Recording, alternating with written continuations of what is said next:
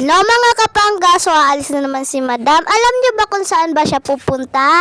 Pupunta po kami ng beach para po magpahinga, mag-enjoy ngayon na linggo. Kasi po bukas na Lunes ay may pasok na po kami, di na po kami makakapagbakasyon. Kaya po ngayon na lang kami nakapagbakasyon.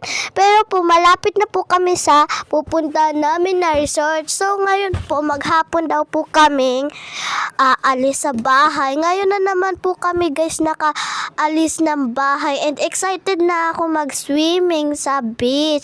Kasi ang tagal-tagal ko na guys na hindi naka-swimming sa beach. Kaya i-enjoyin ko na lahat ng gusto ko sa beach. I-enjoyin ko na talaga guys. Kasi ngayon na naman ako nakapunta ng beach. At alam nyo guys kung saan kaming pupunta ng beach? Syempre, sa Sabang. Malapit lang yan guys.